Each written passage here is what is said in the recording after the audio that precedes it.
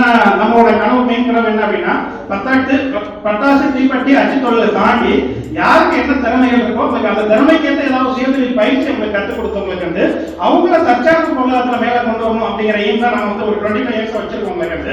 நான் 25 வருஷமா தொழில் பண்ணிட்டு இருக்கேன். இதுல வர லாபத்தை எடுத்து 25 வருஷமாவே வந்து பாத்தீங்க அப்படின்னா என்னால முடிஞ்ச எல்லா சேவைகளும் பண்ணிட்டு இருக்கோம். கல்விக்கு பண்ணிட்டு இருக்கோம், மருத்துவத்துக்கு பண்ணிட்டு இருக்கோம், உங்களுக்கு வந்து ஏழைக்கு முறை திருமணத்துக்கு பண்ணிட்டு இருக்கோம். உங்களுக்கு வந்து பாத்தீங்க அப்படின்னா அதுவும் மரணம் பிளட் கேம்ப், ஐ கேம்ப், மெடிக்கல் கேம்ப் எல்லாமே பண்ணிக்கிட்டு இருக்கோம். உங்களுக்கு என்ன பண்ணாலுமே வந்து பாத்தீங்கன்னா என்ன சேவை பண்ணாலும் அந்தந்த டைத்துல அந்தந்த மக்களுக்கு அப்பப்ப மட்டும் தான் உபயோகம் ஆகுது. உங்களுக்கு வந்து ரெகுலரா அவங்களுக்கு வந்து பாத்தீங்கன்னா பொருளாதார ரீதியா நம்ம வந்து அடுத்த கட்டத்துக்கு நம்மளை கொண்டு போக முடியும்.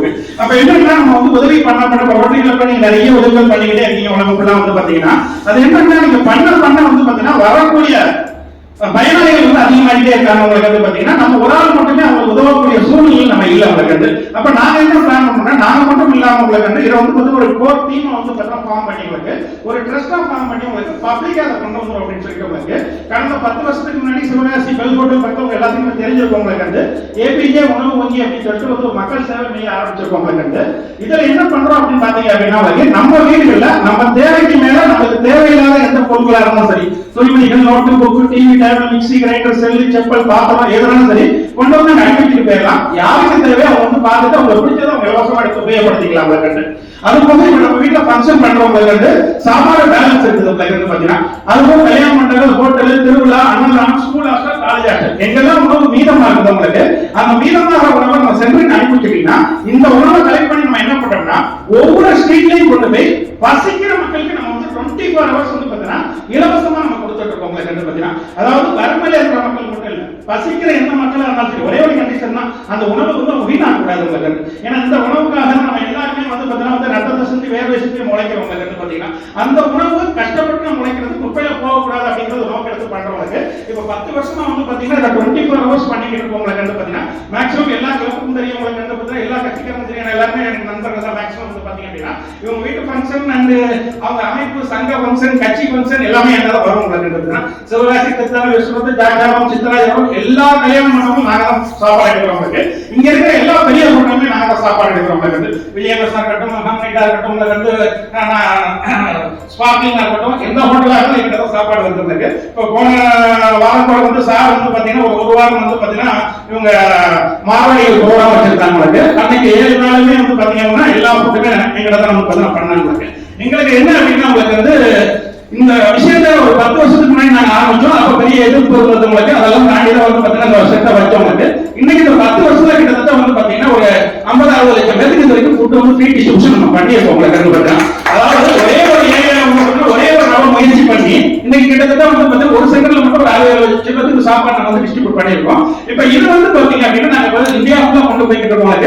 இன்னைக்கு ஆயிரக்கணக்கான அமைப்புகள் இதை எடுத்து பண்ணிக்கிட்டு இருக்காங்க. அவங்களால முடிஞ்சதை வந்து டெய்லி 100 ஃபுட்டோ 200 ஃபுட்டோ 500 ஃபுட்டோ போயிட்டு இருக்கு. அப்ப இந்த 1000 அமைப்பும் சேர்ந்து டெய்லி 100 ஃபுட்டு கொடுத்தா கூட நீங்க 1 லட்சம் ஃபுட்டு வந்து பாத்தீங்கன்னா டெய்லி இந்தியாவுக்குள்ள வந்து பாத்தீங்கன்னா சப்ளஸ் போயிட்டே இருக்கும். இப்ப என்ன அப்படின்னா உணவு கொடுத்துட்டு உடை கொடுத்துட்டு உங்களுக்கு அடுத்த கட்டம் வந்து அவங்களுக்கு திறமைக்கேற்ற ஒரு வாய்ப்பை உருவாகி வந்து அவங்கள தற்சார்பா வந்து பாத்தீங்க அப்படின்னா பொருளாதாரத்தை நம்ம மேல கொண்டு வரணும். ஏன்னா சிவகாசியில இருந்து வந்து பாத்தீங்கன்னா ஒரு விதையை வந்து பாத்தீங்கன்னா வந்து விதைக்கணும். அது உலகம் ஃபுல்லா ஸ்ப்ரெட் ஆகணும் அப்படிங்கறத எப்பயுமே வந்து பாத்தீங்கன்னா ஒரு ட்ரீம் ப்ராஜெக்டாவே நாம வச்சிருக்கோம். இதுக்காக நம்ம என்ன பிளான் பண்ணிருக்கோம், சிவகாசி அவுட்டர்ல வந்து பாத்தீங்கன்னா ஒரு ஏக்கர் இடம் வாங்கி உங்களுக்கு பாத்தீங்கன்னா அங்க அமுத சுரப்பி ஏபிஜே உணவு வங்கி அப்படின்னு சொல்லிட்டு நம்ம தொண்டு நிறுவனம் சொந்த கட்டணம் கட்டத்துக்கு பிளான் பண்ணிருக்கோம். இங்க என்ன பண்ண போறோம்னா ஆதரவில்லாத மக்கள் உலகம் ஃபுல்லா எங்க இருந்து வந்தாலும் 24 மணி நேரம் நம்ம அன்னதானம் கொடுக்கிற மாதிரி வந்து ஒரு ப்ராஜெக்ட் பண்ணிருக்கோம். இது என்னன்னா சாப்பாடு கூட அவங்க சோம்பேறியா வேலை கிடையாது. சாப்பிட ஒவ்வொரு நபருக்குமே என்ன திறமை இருக்குது, படிச்ச பிள்ளைகளா இருக்கட்டும், அவங்க படிக்காத பிள்ளைகளா இருக்கட்டும், அவங்க என்ன திறமை இருக்கு, வேலை பார்க்கிற திறமை இருந்துச்சு அப்படின்னா அங்க ஏதாவது வந்து பாத்தீங்கன்னா வந்து ப்ரொடக்ஷன் ஆகிட்டு இருக்கவங்களுக்கு அது வந்து பாத்தீங்கன்னா வேலை பார்க்கிற வாய்ப்பு கொடுக்குறவங்களுக்கு இல்ல சுயதொழில் பயிற்சியில கற்றுக் கொடுத்தவங்களுக்கு பாத்தீங்கன்னா அவங்க சுயதொழில் முனைவரா உருவாக்கணும் அப்படிங்கிற ஒரு ப்ராஜெக்ட் வந்து பாத்தீங்கன்னா ஸ்டார்ட் பண்றதுக்கு நம்ம வந்து பிளான் பண்ணிக்கிட்டு இருக்கோம். இப்ப இந்த பில்டிங்கை கட்டி முடிக்கிறது கிட்டத்தட்ட 1 ஏக்கர் அப்படின்னு அவங்களுக்கே தெரியும். சிவகாசி அவுட்ல எங்க வாங்கினாலுமே வந்து பாத்தீங்கன்னா வளர்ந்து வச்சு 30-40 லட்சம் ரூபாய் வருது பாத்தீங்கன்னா அதுக்கப்புறம் 20,000 ஸ்கொயர் ஃபீட்ல எல்லா சேவையும் ஒரே ரூட்ல கொண்டு வந்து யாருக்கு என்ன திறமை இருக்கும் அதுக்கேற்ற மாதிரி ப்ராஜெக்ட் கொண்டு வர மாதிரி பிளான் பண்ணியிருக்கோம். இப்ப இதுக்காக வந்து பாத்தீங்க அப்படின்னா கடந்த 4 வருஷமா கொரோனா முடிஞ்சதுல இருந்து இந்தியாவுக்குள்ள வந்து பாத்தீங்கன்னா நாங்க ஏபிஜே ரிலேட்டட் விருது அண்ட் கலாச்சார திருவிழா நடத்திட்டு இருக்கோங்க. இதுக்கு நிதி திரட்டுறதுக்காக வந்து பாத்தீங்கன்னா இதுக்கு நம்ம எல்லா கிளப்லயும் ஆல்ரெடி ஒரு 4 வருஷமாவே ப்ரொஃபசர் கொடுத்துட்டே தான் இருக்கோங்க. நம்ம ரோட்லயே வந்து நிறைய மெம்பர்ஸ் வந்து நம்ம கொடுத்துருக்கோங்க. பாத்தீங்கன்னா என்னன்னா மெயின் வந்து சார் சொல்ல வந்து பாத்தீங்க அப்படின்னா இங்க ஒரு ப்ராஜெக்ட் வந்து பாத்தீங்கன்னா வந்து ஃபுட் சம்பந்தமா நாங்க ஆரம்பிக்கிறவங்களுக்கு இதுல என்ன டிஃபிகல்ட்டி இருக்கு அப்படிங்கிற மாதிரி கேட்கிறாங்க. இது என்ன சொல்றவங்களுக்கு வந்து இது முழுக்க சேவையா பண்ணா மட்டும் அதை பண்ண முடியும். அது ஃபேமிலியா இருக்கட்டும் தொழிலா இருக்கட்டும் உங்களுக்கு இதெல்லாம் ஒன்றுட்டு 24 நேரம் நம்ம களத்துல இருந்தா மட்டும்தான் ஆத்மார்த்தமா அதை பண்ணா மட்டும் பண்ண முடியும். ஏன்னா ஒரு உணவை எடுத்து போது சின்ன விஷயம் கிடையாது. பாத்தீங்கன்னா இப்ப கல்யாண மண்டபத்துல வந்து பாத்தீங்கன்னா ஃபங்க்ஷன் காரங்க வந்து பாத்தீங்கன்னா வந்து ஃபுல் அண்ட் ஃபுல்லி பிஸியா இருப்பாங்க. அவங்க கரெக்டா வந்து எனக்கு வந்து சனிக்கிழமை ரிசப்ஷன்ல இருந்து திங்கக்கிழமை கைசா பண்ணி என்னால வருவாங்க. முகூர்த்தனால ஒரு நாளைக்கு குறைந்தபட்சம் 40-50 கல்யாணம் பண்ணுவோம். நாங்க போட்டோ எடுக்கிறோம். ஒரு நாளைக்கு குறைஞ்சபட்சம் 10,000-20,000 கூட நாங்க எடுக்கிறோம். என்ன பிரச்சனை இல்லை அப்படின்னு சொல்லி பாத்தீங்கன்னா இப்போ ஒரு மண்டபம் வந்து கால் பண்றாங்க. அவங்க என்ன பண்ணுவாங்கன்னா காலையில வந்து பாத்தீங்க அப்படின்னா வந்து ஒரு 8-9 மணிக்கு வந்து டிஃபன் முடிஞ்சோம் என்ன பண்ணுவாங்க ஒரு 11 மணிக்கு தான் கால் பண்ணுவாங்க. இந்த 11 மணில அந்த ஃபுட்டு எது கெட்டு போயிருக்கு எது கெட்டு போகலன்னு நான் கண்டுபிடிக்கணும். ஏன்னா அவங்க அவசரத்துல கொடுத்துருவாங்க. நம்ம எடுத்து போய் கஸ்டமர்ஸ் கொடுக்க முடியாது. அப்ப ஃபுட்டை எடுத்து ஃபர்ஸ்ட் நாங்க என்ன பண்றோம்னா சாம்பிள் பார்த்து அது எந்த ஃபுட்டா இருந்தாலும் தெரியும். சாம்பிள் பார்த்துட்டு அது வந்து நல்லா இருக்குதா நல்லா இல்லையா அப்படிங்கறத வந்து ஃபர்ஸ்ட் டெஸ்ட் பண்றோம். அதுக்கப்புறம் வந்து நல்லா இருந்தா அங்கேயே நாங்க ரிஜெக்ட் பண்ணிடுவோம். ரெண்டாவது அந்த குழம்பா இருக்கட்டும் இல்ல கூட்டா இருக்கட்டும் உங்களுக்கு வந்து எந்த ஃபுட்டா இருக்கட்டும் அது எவ்வளவு நேரம் வந்து கெப்பாசிட்டி தாங்கும். நீங்க சூடு பண்ணாம இருந்தா எவ்வளவு சாப்பிடலாம், சூடு பண்ணினா எவ்வளவு சாப்பிடலாம். இதை வந்து பாத்தீங்கன்னா முதல்ல வந்து கஷ்டப்பட்டு போகும்போது நாங்க சொல்லிடுவோம். ஏன்னா அந்த ஃபுட்டை சாப்பிடுறவங்க நம்ம ஃபேமிலிய ஒரு ஆள் அப்படின்னு நினைச்சு கொடுத்தா மட்டும்தான் அந்த ஃபுட்டை நீங்க கரெக்டா போய் சப்ளை பண்ண முடியும். பாத்தீங்கன்னா இதை இன்னைக்கு வரைக்கும் வந்து பாத்தீங்கன்னா 10 வருஷமா நாங்க கடைபிடிச்சிட்டு இருக்கோம். இதே வந்து ரிசப்ஷன் சாப்பாடு வந்து பாத்தீங்கன்னா நைட் 11:30 மணிக்கு கொடுத்துருவாங்க. நடுராத்திரி 12 மணிக்கு எத்தனை பேர் சேவை பண்ண முடியும்? பாத்தீங்கன்னா அவங்களுக்கு நிறைய பேர் போனே அட்டன் பண்ண மாட்டாங்க. நம்ம ஏபிகே வாங்கி இன்னைக்கு வரைக்கும் 10 வருஷத்துல இன்னைக்கு வரைக்கும் வந்து பாத்தீங்கன்னா ஒரு நாள் கூட வந்து பாத்தீங்கன்னா எந்த டைம்ல நம்ம போல வந்தாங்க நைட் 12 மணி வந்தாலும் 2 மணி வந்தாலும் காலைல 4 மணிக்கு வந்தாலும் களத்துல நாங்க இப்போ உங்களுக்கு பாத்தீங்கன்னா என்ன காரணம்னா எங்களால வந்து பாத்தீங்கன்னா டெய்லி ஒரு 500-1000 மக்களுக்கு வந்து உணவு சமைச்சு கொடுக்க முடியும். கடவுள் வந்து உங்களை மாதிரி நல்லவங்க மூலியமா ஏதோ ஒரு வாய்ப்பு வந்து பாத்தீங்கன்னா அந்த மக்களுக்கு உணவு கொண்டு வந்து கொடுக்குறாரு. நம்ம கொண்டு போய் சேர்க்க ஒரு கொரியர் சர்வீஸ் மட்டும் நம்ம பண்றோம்.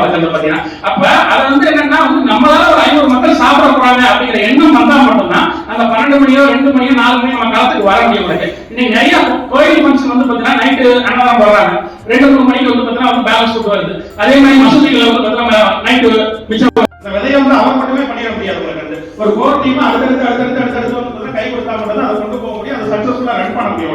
அதே மாதிரி வந்து பாத்தீங்கன்னா நாங்க விதை போட்டவங்களுக்கு இந்த விதையை வந்து பாத்தீங்கன்னா நம்ம என்ன பண்றோம்னா அடுத்தடுத்து வந்து பாத்தீங்கன்னா மக்கள்கிட்ட கொண்டு போய் சேர்க்கணும். இந்த டீம் இதை நான் மட்டும் பண்றதுக்காண்டி அமைப்பு மட்டும் பண்றதுக்காண்டி அதை வந்து பாத்தீங்கன்னா உருவாகவே இல்லை. இப்ப என்கிட்ட வந்து ஃபுட் கொடுக்கறவங்க வர்ற மக்களே நான் என்ன சொல்லுவேன் அப்படின்னா இப்ப 50 ஃபுட் வந்தா ஒரு தெரு வச்சிருப்போம், 100 ஃபுட் வந்தா ஒரு தெரு வச்சிருப்போம், 500 ஃபுட் 1000 ஃபுட் வந்தா ஒரு தெரு வச்சிருப்போம். வந்த பிறகு வந்து உங்களே கூட்டு போய் வந்து அந்த ஏரியா என்ன பண்ணுவோம்னா இந்த ஏரியால அடுத்து எப்ப நீங்க ஃபங்க்ஷன் வச்சாலும் சரி நீங்க உங்க ரிலேட்டிவ் யார் உங்க ஃப்ரெண்ட்ஸ் வச்சாலும் சரி நீங்களே டைரக்டா வந்து பாத்தீங்கன்னா ஒப்படைச்சிருங்க.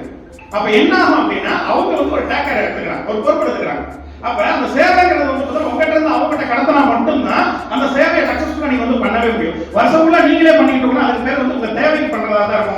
சேவையா இருக்காது. அப்ப ஆரம்பத்துல நாங்க என்ன பண்ணிட்டோம் அப்படின்னா இந்த சேவை வந்து பாத்தீங்க அப்படின்னா கவர்மெண்ட் வேலையோட ரொம்ப கஷ்டமான வேலை பாத்தீங்கன்னா. ஏன்னா அத்தனை மாதிரி வந்து பாத்தீங்கன்னா வந்து அத்தனை சாப்பாடு வந்து டிரான்ஸ்பர் பண்றவங்களே இது குறைஞ்சு போயிருவாங்க. அதுக்கப்புறம் ஒவ்வொரு பணியும் சேரணும். காரணம் தப்பா மறக்கும். அந்த தேசம் விட்டோம் அப்படின்னா அவனும் வந்து பாத்தீங்கன்னா அடிபட்டுருவான். யாரும் வந்து பிரச்சனை போயிருவாங்க. அதை கவனமா கொண்டு வரவங்களுக்கு அதுக்கப்புறம் வண்டியில கொண்டு போகணும். அதுக்கப்புறம் வந்து பாத்தீங்கன்னா வந்து ஏரியா கொண்டு போவாங்க. அப்ப இது வந்து ஒரு மண்டபம் எடுத்து முடிக்கிறதுக்குள்ளமே வாலண்டியர்ஸ் பாத்தீங்கன்னா ஆள் எஸ்கேப் ஆயிடுவாங்க.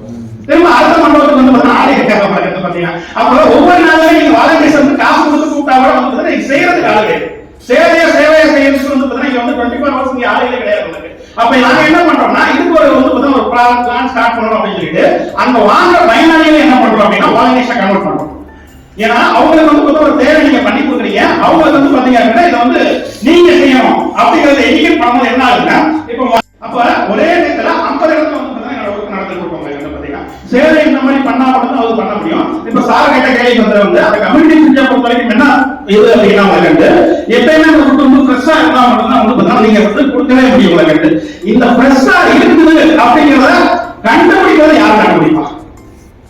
அந்த பொறுப்பை யார் எடுத்துவா? ஒரு வீட்டுல இருக்கிற ஃப்ரிட்ஜை மெயின்டைன் பண்றது வேற, ஒரு பப்ளிக் பொது இடத்துல இருக்கிற ஃப்ரிட்ஜை மெயின்டைன் பண்றது வேற. ஃப்ரிட்ஜை இப்ப நான் தான் இண்டிவிஜுவலா வாங்கி கொடுத்துறேன். நம்ம நான் வாங்கி உதாரணம் ஒரு இடத்துல வச்சிருக்கோம். ஸோ ஒரு சோழ மண்ணுக்குள்ள இருக்கு. அதை பாதுகாக்கிறதும் பராமரிக்கிறதும் யார் எடுப்பாங்க கிடையாது. அந்த ஃபுட்டை வந்து பார்த்தா நீங்க டெஸ்ட் பண்ண கூடாது. இல்ல அந்த ஃபுட்டை வந்து டெஸ்ட் பண்ணிட்டு அது எவ்வளவு நேரம் ஆகுங்கிறது அதிகமான மைண்ட் நீங்க சம்பளத்துக்கு போறவங்கன்னா இல்ல சம்பளத்துக்கு போறீங்க இல்ல நான் சொல்லிடுறேன் சாத்தியப்படுமா பாத்தீங்கன்னா அதாவது நீங்க சம்பளத்துக்கு போற ஒரு நபர் எப்படி இருப்பார் ஒருத்தர் எப்படி இருப்பாருன்னா அந்த சம்பளத்துக்கு மட்டும்தான் அவர் செய்வார். அவருக்கு வந்து பாத்தீங்கன்னா ஒரு சேவை மனப்பான்மையோ இல்ல வந்து பார்த்தா சொல்ற வழியா பெர்ஃபெக்ஷனோட பண்றதோ வந்து எந்த அளவுக்கு பாசிபிலிட்டிங்கிறது யாருமே நானே காட்டி கொடுக்க முடியாது. இப்ப எனக்கு வந்து பாத்தீங்கன்னா இந்த சேவை பண்றது ஒரு பேஷன். உங்களுக்கு 20 நிமிஷம் நான் பண்ணிட்டு இருக்கேன். அதனால வந்து பாத்தீங்கன்னா ஈஸியா வந்து எந்த டைம்லாம் கலந்து கொடுத்தாரு. ஆனா என்னோட வாடகை சொல்லிருக்காங்க நிறைய பேர் பண்ணிட்டு இருக்காங்க. அவங்க கலந்து கூப்பிட்டா வர மாட்டாங்க. எனக்கே ஒரு நாள் கூப்பிட்டா வருவாங்க, ஒரு நாள் கூப்பிட்டா வருவாங்க, அடுத்த கூட்டியும் வர மாட்டாங்க. அப்ப நான் 24 ஹவர்ஸ் பண்ற எனக்கே வந்து பாத்தீங்கன்னா ஒரு ஆளை கூட ரெகுலரா மெயின்டைன் பண்ண முடியாது. ஃபுட்ல என்ன பிரச்சனை அப்படின்னா அது எப்ப கெட்டு போகும் அப்படிங்கறதே தெரியாது. ரெண்டாவது கொடுக்கறவங்க வந்து பாத்தீங்கன்னா லேட்டா கொடுத்துட்டாங்க, அவங்க வரும்போது கெட்டு போய் தான் வரும்.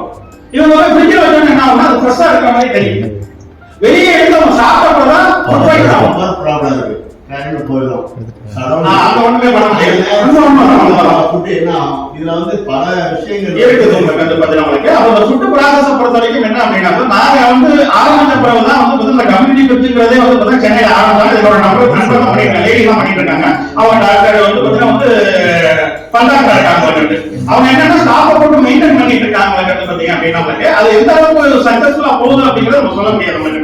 நம்ம இதெல்லாம் வந்து பாத்தீங்கன்னா நம்ம கஷ்டப்பட்டு உழைக்கிறது நிறைய வந்து வேஸ்டா போயிட்டு இருக்குது உங்களுக்கு. அதை வந்து தடுத்து மக்கள் கொண்டு போகணும் அப்படிங்கிற அளவுக்கு பண்ணிருக்கோம். இன்னைக்கு அதை நம்ம சக்சஸ்ஃபுல்லா பண்ணிட்டு இருக்கோம் உங்களுக்கு. ஏன்னா ஒவ்வொருத்தருக்கும் சாப்பிடும் போது நான் சாப்பிட்டு அரை நேரம் கழிச்சு மக்களுக்கு போகும். இதுல எனக்கே நிறைய தடவை பார்த்தா ஃபுட் பாய்சன் ஆயிடுது. ஃபுட் பாய்சன் ஆகி 4 தடவை பார்த்தா வைக்கல் போய் வந்து பாத்தீங்கன்னா ட்ரீட்மெண்ட் எடுத்துட்டு அதுக்கப்புறம் வந்து அந்த ஃபுட்டை வந்து ரிஜெக்ட் பண்ணிருக்காங்க. இப்படி ஒவ்வொரு டைமும் அதை டெஸ்ட் பண்ணி கொடுக்கும் போது இவ்வளவு ப்ராப்ளம்ஸ் இருக்குது உங்களுக்கு. இன்னைக்கு வரையும் மக்கள் ஏன் வச்சிருக்க நம்பிக்கை என்ன அப்படின்னா சார் வந்து எப்பயும் கரெக்டான ஃபுட் கொண்டு தான் கொண்டு வருவார். இப்ப சாரே மதராச சாரே கேட்பாரு சார் நீங்க வந்தோடனே எல்லாத்தையும் சாப்பிட பாக்குறீங்க சார் உங்களுக்கு நல்ல பழக்கம் தான் உங்களுக்கு. இது ஏன் வீட்டு சாப்பாடு சார், என் அக்கா தங்கச்சி சாப்பிட போறாங்க, என் அண்ணன் சாப்பிட போறாங்க, என் குடும்பத்துக்காரங்க சாப்பிட போறாங்க. நான் உயிரோட இருந்தா தான் என் குடும்பத்தை நான் காப்பாற்ற முடியும். ஏன்னா மக்கள் நான் எப்பவுமே அந்த மாதிரி பார்த்து பழகிட்டேன். அந்த சார் வந்தா மட்டும்தான் இந்த சர்வீஸ்ல வந்து நீங்க இருக்கவே முடியும். பாத்தீங்கன்னா இப்ப கொரோனா காலத்துல சார் வந்து பாத்தீங்க அப்படின்னா உங்க ஆர்கனைசேஷன் வந்து பாத்தீங்கன்னா ஃபுட்டு தான் போடாம சார் கூட தான் இருந்தாரு. அப்ப கூட என்ன கேட்டார் இந்த தெருவில் வந்து பாத்தீங்கன்னா ஏன் இவ்வளவு எல்லாம் கொடுக்குறீங்க அப்படின்னு சொல்லிட்டு நான் எப்பயுமே வந்து பாத்தீங்கன்னா ஆளுங்களையோ வந்து பாத்தீங்கன்னா அவங்க பேக்ரவுண்ட்லயே பார்க்கறது இல்லை.